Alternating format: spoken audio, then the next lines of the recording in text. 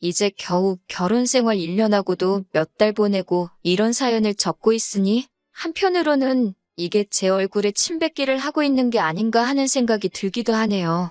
연애하는 동안 저를 실망시킨 적 한 번 없고 이 사람은 언제나 저희 편이라고 생각했던 남편이었습니다.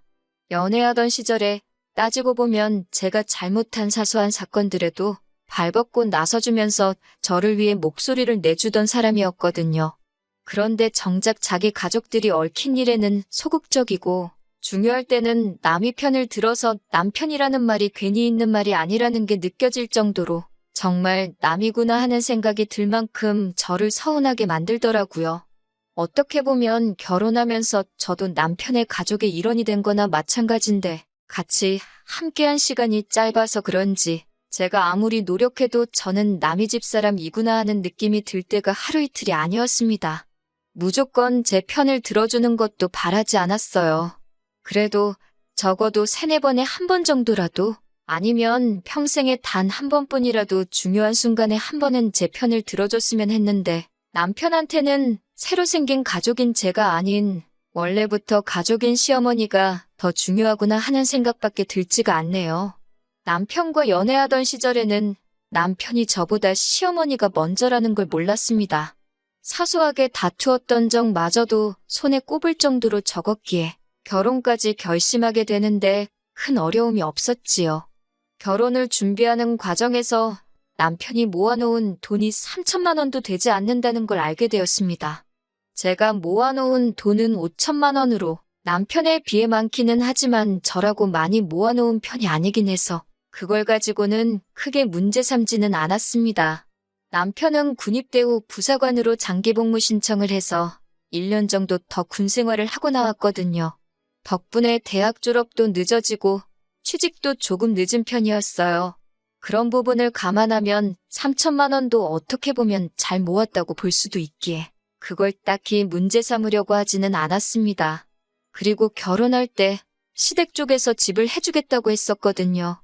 왜 과거형으로 설명했냐면 집을 해주신다던 당시의 일이 조금 꼬여버린 게 있다고 일단 1년에서 1년 반 정도 시간이 더 걸릴 것 같다는 이야기를 들었어요. 지금 생각해보면 집을 사주겠다고 했는데 마땅한 이유도 설명해주지 않은 걸 보면 의심을 해봤을 법도 한데 그런 의심조차 하지 않고 남편 하나만 믿고 결혼을 강행하게 되었습니다. 그런데 저희가 모아놓은 돈을 다 합쳐봐야 8천인데 그 돈으로 전세를 구하기에는 택도 없는 금액이었습니다. 그리고 시어머니 말대로 길어야 1년 반이면 되는데 대출까지 받아가며 전세를 구하는 건 말도 안 된다고 생각했고 그렇다고 월세를 구해서 사는 것 또한 대출받아 전세 구하는 거랑 뭐가 다른가 하는 생각이 들었어요.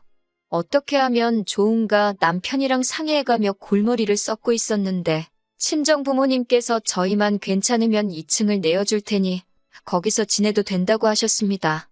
지내면서 저희 돈 아끼라고 월세도 따로 받지 않으셨고 생활공간은 1층과 2층이 나누어져 있었지만 돈 모으는데 식비도 무시 못하는 거라고 저희들 식사까지 챙겨주셨습니다. 처음 몇 달 동안에는 남편도 저희가 크게 신세지고 있다는 걸 아는지 저희 부모님한테 저한테 하듯이 잘했습니다. 친정어머니가 밖에서 장보고 오시면 뛰쳐나가서 짐도 받아가지고 오고 매일같이는 아니지만 일주일에 한 번씩은 저랑 같이 내려가서 집안일도 돕고 있었습니다. 그런데 시간이 지나면 지날수록 남편은 불편함을 호소하더라고요. 가끔씩은 자기도 스트레스가 쌓여서 나가서 늦게까지 놀다 오고 싶은데 아무래도 장인 장모님하고 한 집에 살고 있으니 눈치가 보여서 불편하다는 둥 장모님이 새벽잠이 없으셔서 아침 일찍부터 부엌에서 덜그럭거리는 소리 때문에 잠을 푹 못 잔다는 둥 하면서 불만이 많아 보였어요. 그러다가 어느 날부터는 반찬 투정까지 하더라고요. 밥 먹고 있는데 친정어머니한테 대놓고 무안을 주더라고요. 저녁 식사에 반찬이 마음에 안 들면 사위사랑은 장모라던데 장모님 사위에 대한 사랑이 많이 식으신 것 같다며 능글맞게 농담하듯이 말장난을 한 적도 있었고 언젠가 한 번은 젓가락으로 밥풀 몇 개만 깨작깨작 하더니 입맛이 없다고 친정부모님 자리에 앉아 계시는데도 자리에서 일어나서 2층으로 올라간 적도 있었습니다. 이해심 많은 줄 알았던 사람이 저러고 있으니 더 배신감이 느껴질 정도였어요. 생활비 한 푼 안 내고 친정집에서 얹혀 살고 있으면서 어디 좋은데 외식이라도 한번 모시고 가지는 못할 망정. 애도 아니고 반찬 투정을 하고 있으니 저도 화가 머리끝까지 나더라고요. 더군다나 시댁에서 약속했던 대로 신혼집을 처음부터 해줬다면 이런 일은 있지도 않았을 텐데 친정부모님께서 희생하고도 저런 대우를 받으니 정말 열이 받았어요. 친정부모님께서 생각보다 처가살이 하는 게 길어지고 하니 심적으로 부담감도 느껴지고 스트레스 받아서 그러는 거 아니겠냐고 당신들은 괜찮으니 이해해주라고 저를 말리셨어요. 그래서 남편을 닥달해 시부모님이 집을 언제 해주실 건지 알아보라고 했는데 해주실 때 되면 해주시겠지 하면서 질문하는 것조차 피하길래 제가 직접 전화를 걸었습니다. 시어머니 입에서 되돌아온 대답은 지금 사정이 조금 안 좋다는 말뿐이었고 당신들이 뱉은 말은 지키겠다고 보채지 말라고 하면서 대답을 피했습니다. 그런데 점점 남편이 사소한 불만 같은 것도 더 이상 견디지 못하고 저렇게 하루하루 대놓고 티를 내고 다니니까 그냥 두면 오히려 저도 남편도 그리고 친정부모님한테도 좋을 게 하나도 없겠다는 생각이 들었습니다. 그래도 친정에서 1년 가까이 지내면서 생활비 하나 안 보태고 식비마저도 들지 않았으니 월급을 거의 고스란히 저금을 할 수 있었습니다.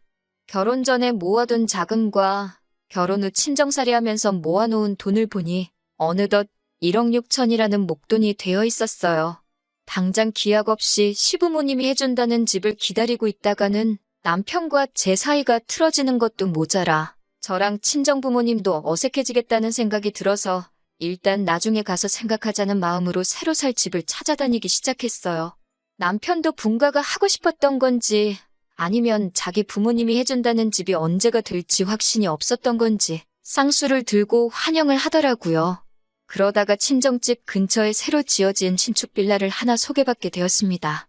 내부도 요즘 신축 아파트처럼 세련되고 깔끔하니 잘 해놨고 1층에는 주차 공간도 잘 되어 있고 위치도 적당해서 아주 마음에 들더라고요.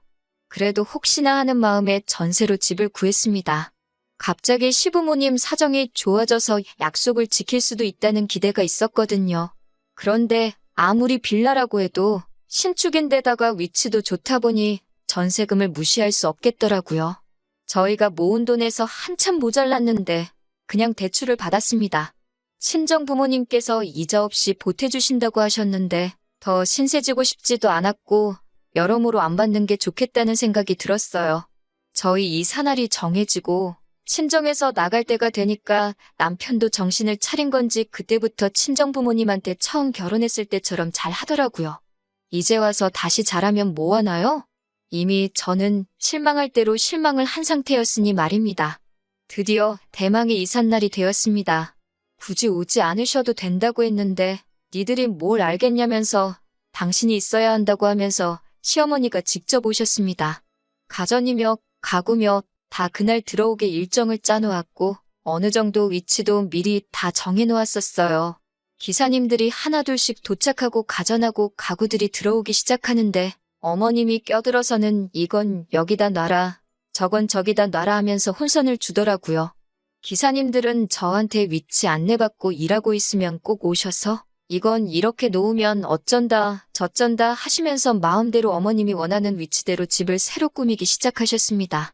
제가 여기다 놓으려고 미리 다 생각해 놓은 거다 하면 어른 말을 들으라고 하면서 고집을 부리셨어요.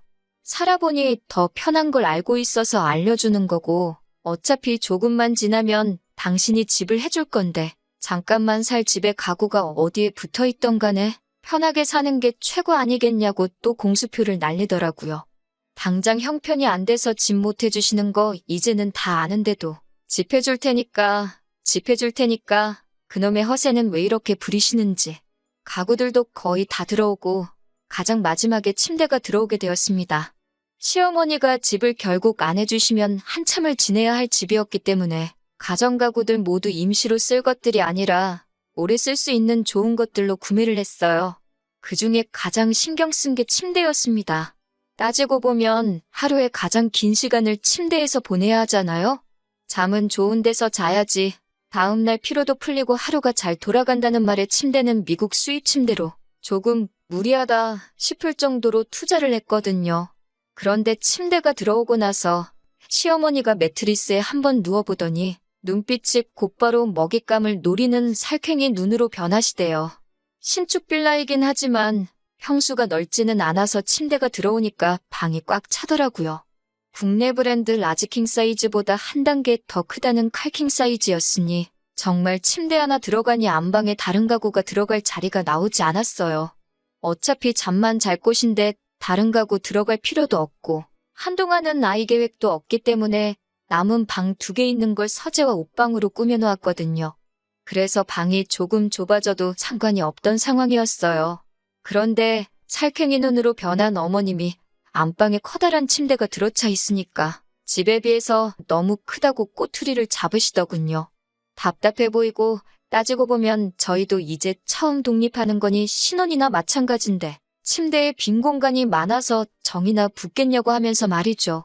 그러면서 이 침대는 시어머니가 당신이 쓰던 침대를 저희한테 보내줄 테니 이 커다란 침대는 어머님이 대신 보관해주고 계시다가 어머님이 저희 신혼집 사주면 그때 큰 집 안방에다가 집어넣으라는 겁니다. 어머님 댁에 있는 침대 언제 구매하신 건지는 모르지만 못해도 20년은 쓰셨을 거예요. 자세히 들여다본 적은 없지만 나무로 된 프레임에 찍힌 자국 여기저기 나 있고 프레임에 딸린 서랍장은 부서져서 나오지도 않는다고 들었거든요. 저희가 큰돈 들여 구매한 침대는 당신이 가져가고 그 오래된 침대를 준다는데 마치 저희를 위해서 선심 써주는 것 마냥 이야기하길래 어이가 없었습니다. 그래서 생각하는 척도 안 하고 싫은데요? 하고 대답했습니다. 어머님이 제가 그렇게 나올 거라고는 예상을 못했는지 조금 당황해 하시면서 아니 바꾸자는 게 아니고 내가 맡아주려고 하는 거다 하면서 열심히 설명을 하시더라고요. 어차피 잠만 자는 방이고 안방 문 열어놓고 지낼 것도 아닌데 딱히 상관없다고 저희가 잘 쓰고 있다가 어머님이 집 사주시면 그때 그대로 가져가도 문제없다고 했어요. 정말 최고급 침대이기 때문에 수명도 길어서 맡아주실 필요도 없고 쓰면 쓸수록 오히려 저희 몸에 딱 맞아가는 침대라서 하루라도 저희가 쓰는 게 더 좋은 거라고 말씀드렸네요. 그리고 기사님한테 감사하다 하고 후다닥 보내버리니 어떻게 가져갈 방법이 사라졌으니 어머님도 더 말을 안 하시길래 알아듣고 포기하셨다고 생각했습니다. 그런데 다음날 퇴근하고 돌아왔더니 저보다 매일 퇴근이 조금씩 늦는 남편이 집에 와 있고 하루밖에 안 누워본 새 침대는 온데간데 없고 어머님이 쓰던 오래된 침대가 안방에 들어가 있더군요. 기어이 저희 침대를 어머님이 쓰시던 개떡 같은 침대랑 바꿔버린 거예요. 남편한테 이게 뭐 하는 짓이냐고 했더니 암만 생각해봐도 어머니 말씀이 맞는 것 같다고. 그리고 어머니가 이렇게 오래된 침대를 쓰시는데 우리가 어떻게 더 좋은 침대를 쓸 수가 있냐는 거예요. 그러니까 우리가 효도 선물로 침대 하나 사드린 셈 치자고 하는 겁니다. 시부모님 침대 하나 새로 장만해 드릴 수도 있죠. 오래된 침대 쓰고 계신다니 남편 말도 아주 틀린 말은 아니었습니다. 그런데 그 말이 저한테는 너무 어이없게 들리더군요. 저희 친정부모님도 오래된 침대 쓰십니다. 심지어 침대 지탱해주는 판이 오래돼서 사가 부스러졌습니다. 얹혀 살던 사위된 입장으로 그 말을 들으면 자기가 새 걸로 사드린다는 말은 못해도 적어도 자기가 고칠 수 있나 한번 보겠다는 말이라도 할 수 있는 거 아닌가요? 그때도 듣는 척 많은 척 말귀를 알아들은 건지 못 알아들은 건지 딴 척만 잔뜩 피던 놈이었어요. 제가 돈 관리를 하고 있었지만 제 맘대로 큰 돈 소비는 할 수가 없으니 제가 나서서 사드린다고 말도 못하던 상황이었고 결국엔 아버지께서 대충 뚝딱뚝딱 고쳐서 괜찮다고 쓰고 계셨거든요. 장인 장모가 쓰는 침대는 낡아 부서져도 아무렇지도 않은 놈이 저를 설득하겠다고 시부모님 오래된 침대 운운하면서 자식된 도리를 따지고 있으니 제가 어이가 없더라고요. 그래서 그 길로 제가 공동으로 관리하던 돈에서 집 구하고 나서 남편 몫으로 들어온 월급은 전부 다 남편한테 돌려줬습니다. 니네 부모한테 효도할 거면 네 돈으로 네가 스스로 하라고요. 그리고 우리 침대는 네가 네 부모한테 효도한 거니까 그 돈은 내가 가져가겠다 하고 침대값만큼 제가 더 가져왔습니다. 서재로 쓰려던 방도 시모가 고집 부려서 인테리어를 엉망으로 해놓았거든요. 그래서 마음에 안 들게 배치해 놓은 거 제가 밖으로 다 꺼내버리고 그 방을 제 방으로 만들었어요. 침대도 같은 회사에서 나온 1인용 침대로 구매해서 방 안에 들여놓았고 남편한테는 니네 엄마가 준 개떡 같은 침대는 너 혼자 쓰라고 나는 내 침대에서 나 혼자 자겠다고 했어요. 제 침대를 사고 남은 돈은 친정부모님 침대 새 걸로 바꿔드렸습니다. 좋을 것 하나 없는 새 집에서의 생활이 시작되었습니다. 시어머니랑 시어머니 부탁 거절 못하는 남편 덕분에 시작부터 좋을 게 하나도 없었지요. 그런데 시어머니의 욕심은 그게 끝이 아니었습니다. 저랑 남편이 출근한 사이 비밀번호 두들겨서 집에 들어오는 건 기본이었어요. 비밀번호를 바꿔놓아도 들어오시는 거 보니 제가 백날 비밀번호 바꿔봤자 지 엄마 모시게 앞장서서 가르쳐주는 남편이 있기에 헛수고란 생각이 들어서 바꿔놓지도 않았습니다. 아무도 없는 빈집에서 뭐 딱히 하시는 건 아닌 것 같았는데 냉장고에 제가 사놓은 간식 같은 걸 몰래 빼드시는 거였어요. 어차피 누가 먹든 상관없는 간식인데 조금 치사하게 들릴 수도 있지만 시어머니랑 사이가 그러니까 솔직히 그런 거 드시는 것도 기분이 나쁘더라고요. 남편한테 아무리 따져봐야 어머니한테 집 비밀번호도 못 알려주냐고 되려 화를 내니 소용도 없는 일이었습니다. 그렇게 하루하루 짜증이 누적되고 있는 와중에 친정 부모님께서 저를 부르셨어요. 저한테 차키 하나를 건네주시더라고요. 저 시집가면서 시댁에서는 집을 해준다는데 친정에서 빈손으로 보내기는 뭐해서 저 타라고 외제차를 계약하셨다고 하셨어요.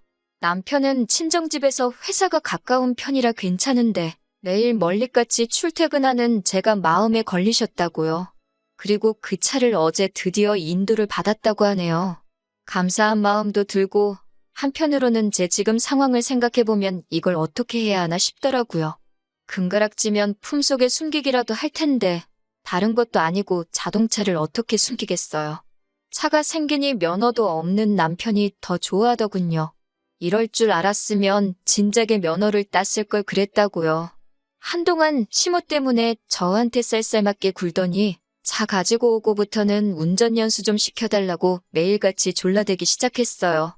그래도 그게 뭐라고 부부끼리 같이 해서 뭐라도 하고 다니니 다시 연애할 때 마냥 사이도 좋아진 듯 싶고 나름 괜찮은 부분도 있었습니다. 그런데 기어이 시어머니가 등장해서 또다시 집안을 뒤집어 놓으셨네요. 아들 자식이 자랑이라도 했는지 어떻게 알고 오셔서는 어떻게 차가 생겼는데 시승식도 안 할 수가 있냐고 뭐라 하시더라고요. 그러면 그렇지. 저 자식한테는 엄마가 우선이었지. 세상 그렇다 싶었네요. 차 타고 근교 한 바퀴 돌고 오니 차가 너무 좋다. 구름 위에 타고 있는 것 같다 하시면서 연신 엄지를 척척 내미시더군요. 그래도 친정부모님이 신경 써서 비싼 돈 들여 사주신 거니 괜히 저도 기분이 좋았습니다. 집으로 돌아와 시어머니와 함께 저녁 식사를 했는데 시어머니의 눈이 또 살쾡이 눈으로 바뀌어 있더라고요. 안 좋은 예감이 들었는데 역시나 제 자동차를 가지고 한마디를 꺼내시는 거예요. 차가 너무 좋은데 이런 빌라촌에 있을 만한 차는 아닌 것 같다고 또 그러십니다. 그래도 나름 신축이라 1층에 주차장이 잘 되어 있는데 제 말은 신경도 안 쓰고 이런 후진 빌라촌에 고급 외제차라니 그게 말이나 되냐고. 괜히 이런 데다가 차 세워놔봐야 문콕이나 당해서 차도 금방 망가지고 재수 없으면 무슨 범죄의 표적이 될 수도 있다면서 침대 가져갔을 때랑 똑같이 나오시더군요. 시모가 자기 차를 저희 쓰라고 주고 갈 테니까 저희 차는 당신이 끌고 가서 안전한 아파트 지하 주차장에다가 보관해주겠다고요. 아니, 요즘 대한민국의 외제차가 얼마나 많은데 제 차 정도면 조금 가격이 나가긴 하지만 무슨 범죄의 표적이 될 만큼 몇 척씩 하는 차는 아니거든요. 그리고 어머님이 타고 다니는 차를 저희 주고 가시면 어머님은 못 타고 다니실 거냐 물어봤어요. 그랬더니 자기가 가봐야 어디 먼데 가냐고 일주일에 한두 번 동네 마트 정도 가는 게 전부인데 자동차 너무 안 끌어도 차에 안 좋다면서 그 정도는 차 관리해주는 셈 치고 당신이 쓰겠다고 하는 겁니다. 어이가 없어서 말도 안 나오는 와중에 남편이 그건 안 되겠다고 하더라고요. 가장 중요할 때 한 번, 드디어 매번 엄마 편만 들던 남이 편 남편이 제 편이 돼서 어머님 뜻에 거역하는 줄 알고 잠깐이나마 감동할 뻔했습니다. 그런데 그게 아니더라고요. 남편도 저한테 운전 연수받는 동안 외제차에서 타고 내리는 집 모습을 상상을 했었나 봅니다. 지하철 타면 오정거장이면 가는 회사를 두고 자기가 그 차를 끌고 출퇴근을 할 거라고 하면서 반대를 하더군요. 제 앞에서 자기 어머니에게 반대를 하는 남편의 첫 모습은 저를 위해서가 아니라 지 자신을 위해서였던 거예요. 친정 부모님이 저를 위해 사주신 차를 두고 지금 남편과 시어머니가 서로 자기가 그 차를 써야겠다고 다투고 있으니 어이가 없어서 웃음도 안 나오더라고요. 둘이 투닥거리는 걸 보고 있다가 두 사람이 저한테 동시에 물어봅니다. 차를 어떻게 할 거냐고요? 차 주인은 생각도 없는데 두 사람이 동시에 그 차를 누가 쓰는 게 옳은 거냐 물어보고 있으니 그 장면도 아주 진풍경이더군요. 떡 줄 사람은 생각도 않는데 김칫국들을 저렇게 사발째 들이마시고 있으니 답도 안 나왔습니다. 차는 어머님한테도 맡길 생각 없고 남편한테도 출퇴근하라고 줄 생각도 없다고 했습니다. 저희 부모님이 사주신 내 차이니? 내가 타고 다닐 거고 어디다 주차를 하든 그건 제가 알아서 할 거라고 했어요. 남편도 시어머니도 방금까지는 그 차를 자기가 탈 거라며 투닥거리더니 이제는 하나같이 입을 맞춰서 그걸 왜 네 혼자 타냐면서 성질을 부리더군요. 남편은 장인 장모님이 우리 타라고 해주신 차니까 우리 부부 이것이나 마찬가지라고 우기길래 면허도 없는 게 뭘 벌써부터 차를 끌고 다닐 생각이냐고 했습니다. 시어머니가 이어서 또 아파트 하면서 언제인지도 모르는 집을 걸고 넘어지면서 겁을 주기 시작하네요. 그놈의 집은 지겨우니까 그만 좀 말하라고 주지도 않은 집 가지고 침대도 가져가고 차도 가져가는데 그 집 진짜로 주면 뭘 더 가져갈지도 모르는데 그딴 집 필요도 없고 관심도 없다고 했어요. 그리고 대체 뇌구조가 어떻게 되어 있으면 자식 부부 신혼살림을 탐을 내서 가져갈 생각을 하냐고 한마디 했습니다. 그제서야 외제차 사이에 두고 지 엄마랑 대립하던 남편도 저보고 말버릇이 그게 뭐냐고 또 엄마 편을 들어주더라고요. 아니면 제가 자동차 운전대 잡을 생각은 꿈도 꾸지 말라고 한 게 불만이라 엄마 편을 들었는지도 모르고요. 아무튼 그동안 남편한테 쌓였던 거랑 시모한테 쌓였던 거 전부 다 쏟아내고 저도 이제 이딴 집 며느리 자리 필요도 없다고 악다구니를 썼어요.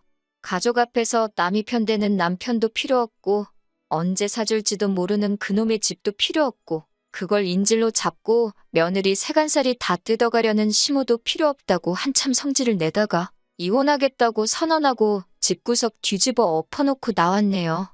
그러고 나서야 남편이고 시어머니고 미안하다면서 침대도 돌려주고 차도 욕심 안 부릴 테니까 이혼 안 하면 안 되냐고 나오더라고요. 단칼에 거절했습니다. 합의 이혼 안 해주면 소송까지 갈 거고 그렇게 되면 위자료도 청구하겠다고 강하게 나오니 그 손에는 감수 못하겠는지 꼬리 내리고 이혼 도장 쾅 찍어주더라고요. 그렇게 1년 몇 개월 만에 저는 이혼을 하게 되었습니다. 친정에서 얹혀살 적에 시모가 사준다는 집 믿고 꺼드럭대던 남편을 보고 아니 애초에 신혼살림으로 산 침대를 보관해주겠다고 가져갔을 때 진작에 이 모자한테는 답도 없다는 거 깨닫고 이혼을 했어야 한 게 아닌가 하는 늦은 후회가 드네요. 저도 속물인 건지 사준다는 아파트 그거 하나만 바라보고 이 불합리한 상황을 견뎌왔나 싶어요. 이제 와서 하는 말이지만 정말 시모한테 집 한 채 해줄 경제적 능력이 있기는 있었는지 싶습니다. 결국 제가 질질 끌다가 이렇게 되었지만 마지막에 두 모자, 외제차 한 대 가지고 의견 대립하며 사오게 만들어 돈 앞에 장사 없다는 현실도 일깨워주고 하고 싶은 말은 다 해주고 나와서 속 하나만큼은 후련하네요. 아무쪼록 그렇게 서로 아끼고 못 사는 엄마 아들 연기하면서 큰돈 앞에서는 부모 자식 가리지 않는다는 그 의구심을 품고 살아갔으면 좋겠네요.